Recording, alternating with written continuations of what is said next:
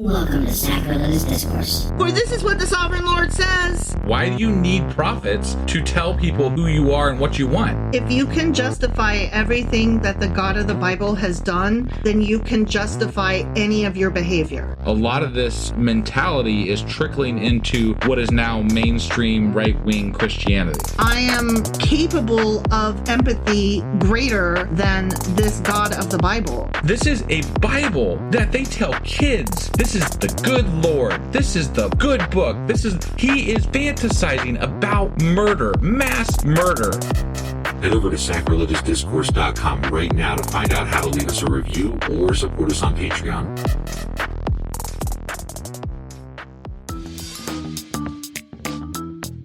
Hey there, sinners and saints. It's your favorite Bible-bashing duo from Sacrilegious Discourse, and we need your help. That's right, folks. We're raising funds for some heavenly equipment and a studio that doesn't sound like it's in the depths of hell. Our current setup, let's just say it's more apocalypse than audiophile. So if you want to hear us dissect the Bible without the background noise of demonic squirrels, chip in a few bucks. We're aiming for $5,000 to upgrade our audio and build a studio worthy of blasphemous banter. Donate today and help us spread the good word of atheism. You can find a link right on our homepage, sacrilegiousdiscourse.com. Every dollar counts. Even if it's from your collection plate.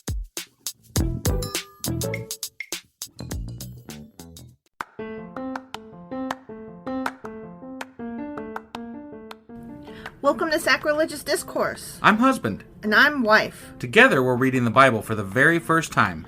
We grew up without religion and wanted to know what all the fuss was about. Well, what have we learned so far? That God is a dick, and apparently some people believe in talking donkeys? We're not trying to pass ourselves off as experts. Nope, we're just reading the Bible for the first time and giving our first take reaction. If you'd like to join us in this venture, you might consider starting at episode 1. Otherwise, jump in wherever you like. All right, let's go read the Bible. Yeah, let's get to it. Husband! Wife! What are we doing? We are doing a book club today, I believe. We are doing Sacrilegious Book Club. And it's coming out a bit really late because I am sick. Yeah. So You were dying. Yeah, I am still not fully well, but I'm well enough to be maybe doing a podcast. So Maybe. Yeah. Mm-hmm. All right. So what are we getting into today? Well, I'm just gonna sing for the intro a little bit, and then I'll tell you when we get into the show. Okay. Okay. I'm looking forward. Oh, for this bit right here. For this bit, yeah. Okay. Ready? Yeah. Ready? I'm ready. Okay. 1, 2, 3, 4, 5, 6, 7, 8. Schlemihls, Schlimazls, Pfeffer Incorporated. We're gonna do it. Give us any chance, we'll take it. Read us any rule, we'll break it. We're gonna make our dreams come true, doing it our way. Okay. You don't know what that is? That's like the oh God. Now I'm drawing a complete blank, but it's the two women that work on the assembly line and and then it's an old show. Laverne and Shirley. Laverne and Shirley, yeah. Yep. Good on you. Yeah. Okay, go. Okay, so I guess we're getting into this now? Yeah. Okay.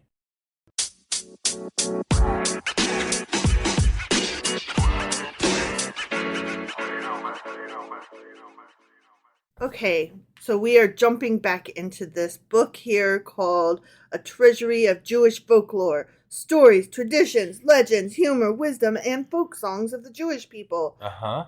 Edited by Nathan Ozubel. Yep. And you keep looking at me because I'm you want to waiting know for like what some sort of an fuck. explanation as to what's going I'm getting on. there. Yeah. I'm getting there. Okay, so part 1 was Jewish Salt. Part 2 was Heroes. And we are in part 3, the human comedy.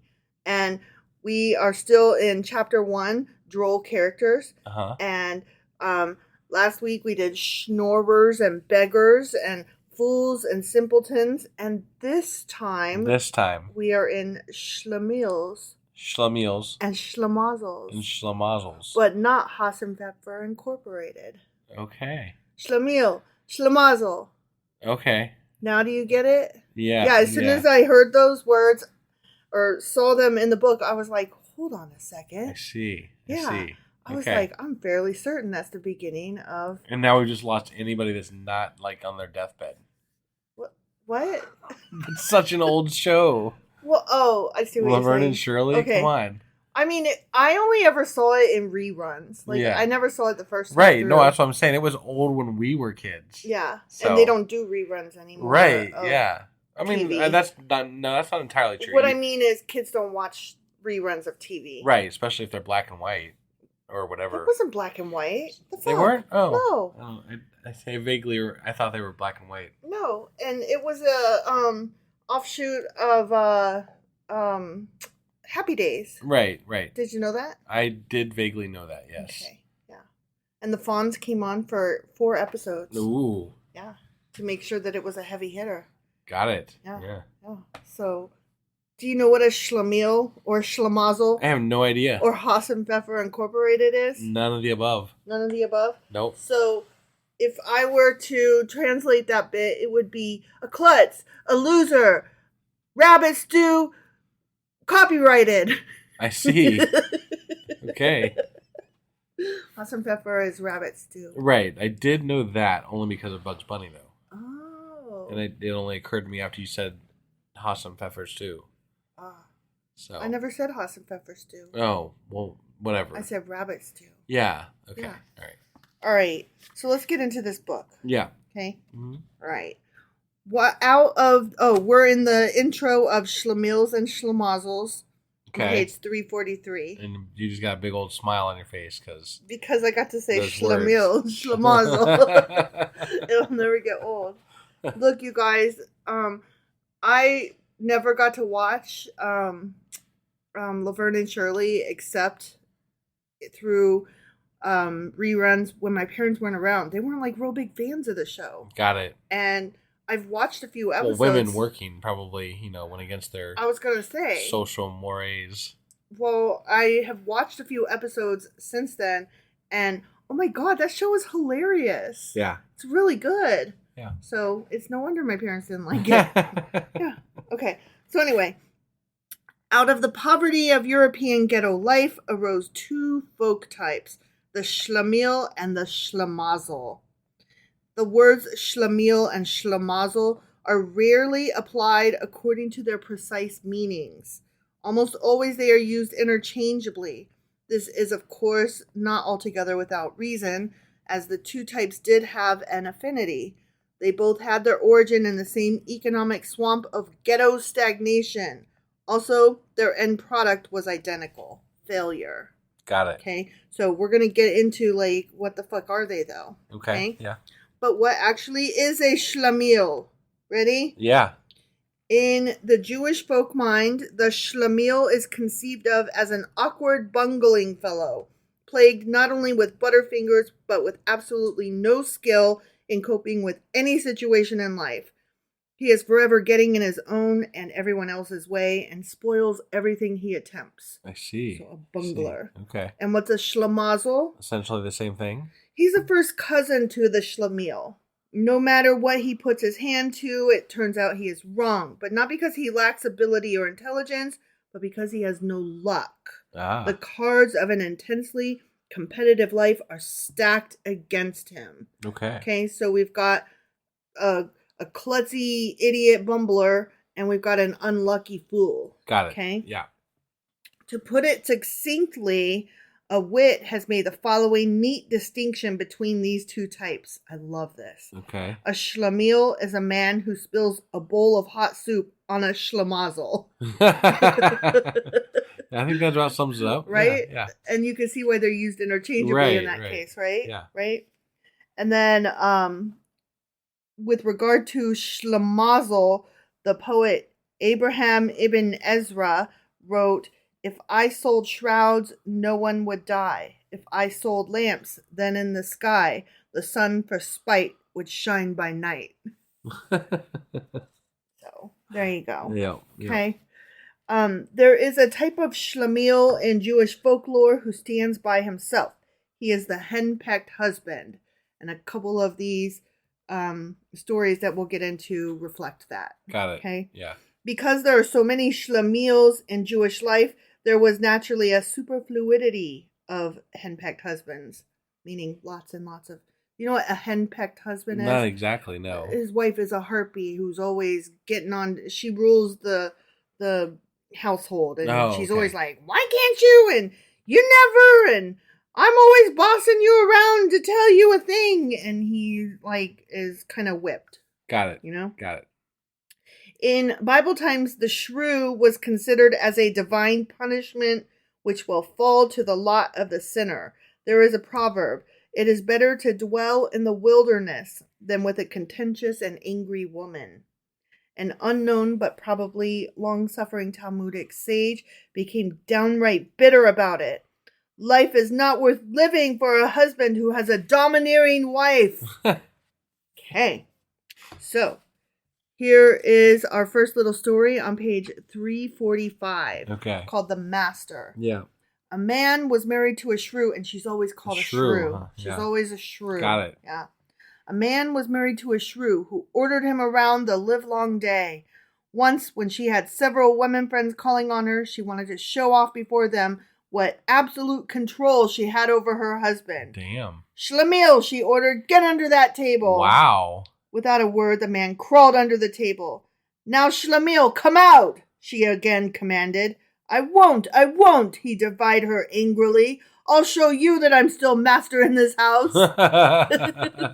He was under the table yelling that. What a bunch of shit. Yeah.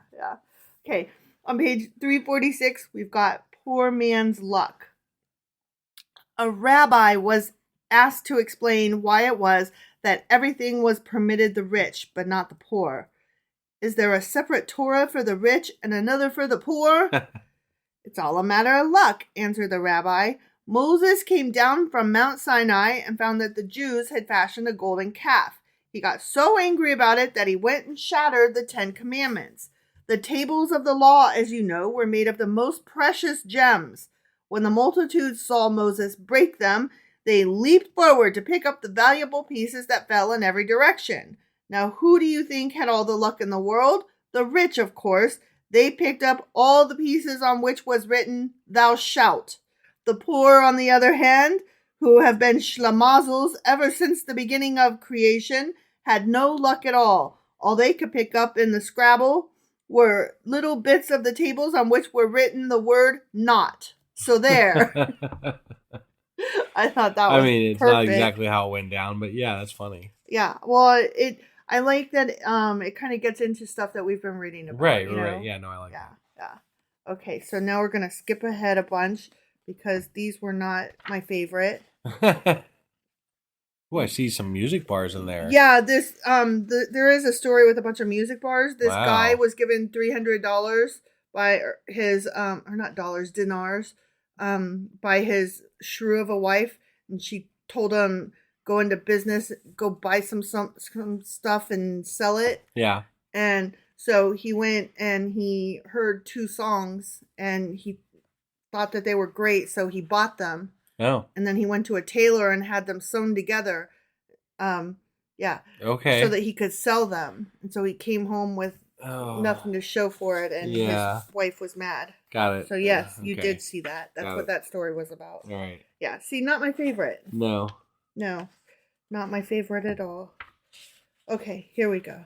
All right. I skipped a whole bunch. You skipped a whole bunch. I did. Yeah. Well, because like once you've read a couple of them, then you're like, oh, okay, I get the flavor of these. Right. And then a lot of them weren't as funny. Sure. You know? Yeah. And it was like, no, I already want picked something out, good to read. Yeah. I already picked out the good ones. Right. Yeah. Okay, this one's on page 358. One use for scholarship. One day a stranger came into the house of study. No one had ever seen him before. Without a word, he made his way to the shelves where the books of sacred lore were stored. He began to pull out one huge tome after another. Folios of the Talmud, the commentaries of Rashi, Ibn Ezra, and the Rambam. At the end, the house of study was full of scholars. They watched the man at his work with incredulity. "What a learned scholar he must be," whispered one, awestruck. "Never in my life have I seen a scholar use so many authorities at one time," said another. Methodically, the stranger piled up his big books. Then, to everybody's amazement, he climbed on top of them and reached for a hard cheese he had hidden on the very top shelf. Saw that coming, or at least something to that effect, you know. I was like, "Whoa, what's Obviously, this gonna be he's about?" not studying all those books. So. No. Yeah. Oh yeah, that was it. Oh, that was it? That was it. Man, Yeah. you didn't find a lot of good stuff in that chapter, apparently. I didn't, because, like, I don't need to hear about shrews and henpecked husbands. Right, yeah. But I do want to go back to Laverne and Shirley a little bit. Oh, okay. Okay? Yeah. Here's the thing. If you enjoyed that show, you probably also enjoyed but forgot that in the movie Wayne's World, which, yes, is very old also. Yes. But, you know, not as old as Laverne and Shirley. Not as old as Laverne and Shirley, no. That they did a bit in the middle of their movie. They did. Yeah. They did. And I'm going to link to that because it's funny as fuck. It is. So I'm going to link to the opening of Laverne and Shirley, and then I'm going to link to the Wayne's World bit. But I'm also going to link to, there's a really interesting interview with Penny Marshall and Cindy, what's her face? I can't remember. The actress that played Shirley. Gotcha. What's her name? Shirley. No. Cindy. Shoot. Can't remember. Okay. Yeah. Anyway, it's a really interesting interview between the two of them where they talk about how they came up with that theme song for the show. Okay. And they basically couldn't think of anything to do.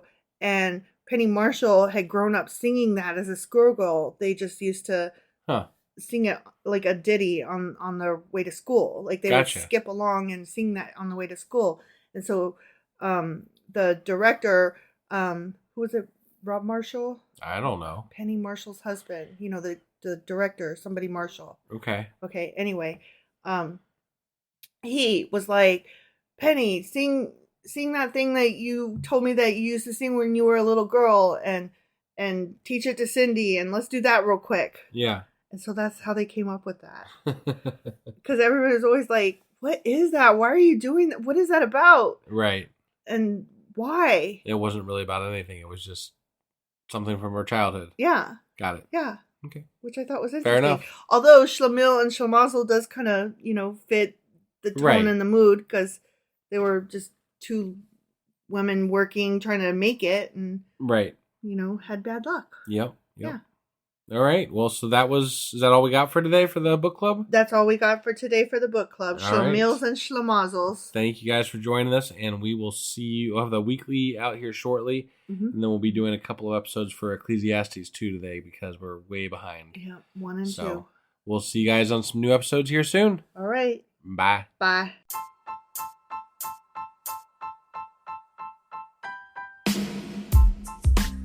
Hey, wife, I guess that's the end?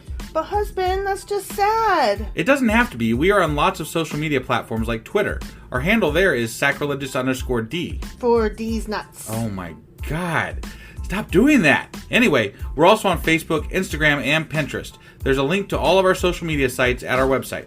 Ooh, we have a website? Yeah, it's sacrilegiousdiscourse.com, where you can also find a link to our merch shop. We have a merch shop? Yep, we have podcast-themed clothing, mugs, notebooks, and more, as well as an atheist and science-themed products. Wow, our fans should really go check that out right now. Definitely. They can get in touch with us by sending an email to sacrilegiousdiscourse@gmail.com. But before they do that, we could really use some help. Oh yeah? With what? Well, it's not free running the podcast, and we need some financial support in order to get better equipment, which will free up time so we can concentrate on our podcast and our fans. Okay, so what should they do? Head over to patreon.com/sacrilegiousdiscourse and sign up as a contributor on our podcast. Supporters there receive additional bi-weekly episodes that we record just for our Patreon members for as little as $2 a month. Also, we'd really appreciate it if you would like and subscribe on whatever platform you're using. And Apple Podcast reviews help us out tremendously. Like and subscribe. Leave an Apple review. Join us on Twitter. Support us on Patreon. That's a lot of instructions. Don't forget to say thanks. Thanks. Okay, bye.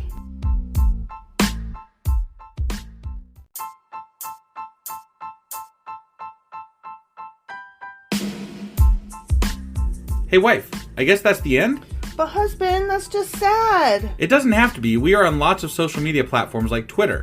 Our handle there is sacrilegious_D. For D's nuts. Oh my God. Stop doing that. Anyway, we're also on Facebook, Instagram, and Pinterest. There's a link to all of our social media sites at our website. Ooh, we have a website? Yeah, it's sacrilegiousdiscourse.com, where you can also find a link to our merch shop. We have a merch shop? Yep, we have podcast-themed clothing, mugs, notebooks, and more, as well as an atheist and science-themed products. Wow, our fans should really go check that out right now. Definitely. They can get in touch with us by sending an email to sacrilegiousdiscourse@gmail.com. But before they do that, we could really use some help. Oh yeah? With what? Well, it's not free running the podcast, and we need some financial support in order to get better equipment, which will free up time so we can concentrate on our podcast and our fans. Okay, so what should they do? Head over to patreon.com/sacrilegious discourse and sign up as a contributor on our podcast. Supporters there receive additional bi-weekly episodes that we record just for our Patreon members for as little as $2 a month.